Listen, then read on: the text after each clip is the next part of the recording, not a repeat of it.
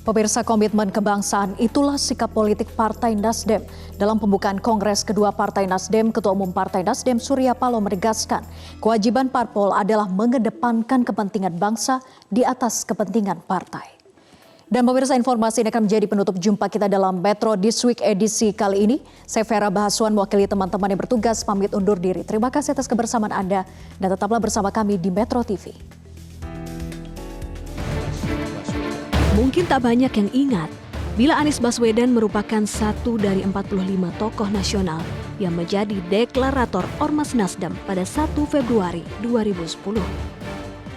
Jadi bukan peristiwa luar biasa bila Anies didapuk tampil pada pembukaan Kongres kedua Partai Nasdem. Saya ingat di dalam deklarasi waktu itu ketika kami bacakan, Bang Surya, saya boleh ambil kutipan ya?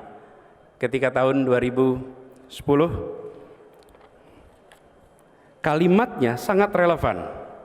Gerakan Nasional Demokrat mencita-citakan demokrasi yang matang, yang menjadi tempat persandingan keberagaman dengan kesatuan, dinamika dengan ketertiban, kompetisi dengan persamaan, kebebasan dengan kesejahteraan. Keseimbangan seperti itulah yang harus dituntaskan di Indonesia. Pemilihan Anies Baswedan untuk memberi sambutan menjadi sorotan. Pasalnya, Partai Nasdem berseberangan dengan kubu Anies Baswedan dalam Pilkada Jakarta. Dalam Pilpres 2019, Anies pun ikut barisan di seberang kubu Partai Nasdem. Ketua Umum Partai Nasdem Surya Paloh menegaskan, misi perjuangan Nasdem bukan hanya memikirkan kepentingan partai, tapi komitmen kebangsaan harus dijalankan secara konsisten oleh Nasdem. Maka untuk itulah komunikasi politik yang dijalankan oleh Nasdem adalah komunikasi politik yang begitu cair. Tidak ada sekat hambatan psikologis apapun itu. Baik terhadap partai pengusung pemerintah yang ada dalam pemerintahan maupun yang di luar pemerintahan.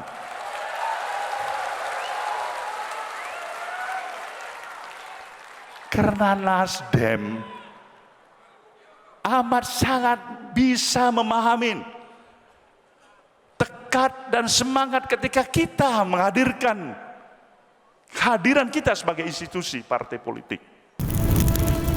Restorasi Indonesia Maju menjadi tema Kongres kedua Partai Nasdem. Sedangkan agenda utama dalam Kongres kedua ini antara lain pemilihan dan penetapan Ketua Umum Partai Nasdem, transformasi organisasi dan menyiapkan garis-garis besar haluan partai, serta membahas agenda politik pemilu 2024 mendatang. Partai Nasdem tengah membangun tradisi politik baru, yaitu menjalin komunikasi dengan kekuatan politik di luar pemerintahan. Setelah bertemu dengan pimpinan PKS, Ketua Umum Partai Nasdem juga berencana bertemu dengan pimpinan PAN serta Partai Demokrat.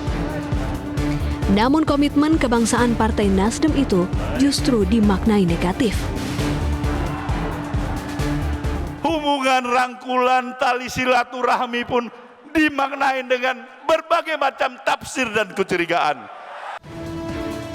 Surya Paloh juga mengingatkan agar partai pendukung Jokowi harus konsisten mendukung pemerintahan Jokowi Ma'ruf hingga sukses. Bukan hanya janji sembarang janji.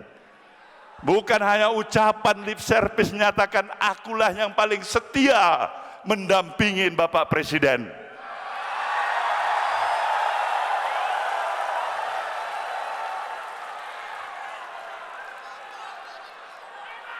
Karena apa? Karena ketika nanti ada ujian berat dihadapin oleh sang presiden, jangan-jangan hanya tinggal Nasdem yang bersama presiden. Dalam pemilu tahun ini, Partai Nasdem menunjukkan kinerja elektoral paling baik.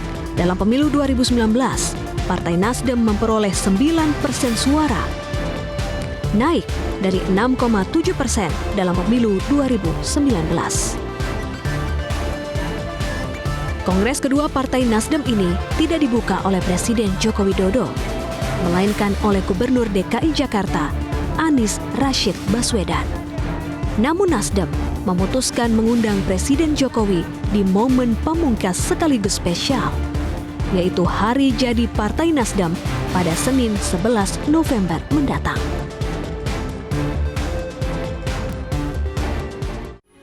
Metro TV, knowledge to elevate.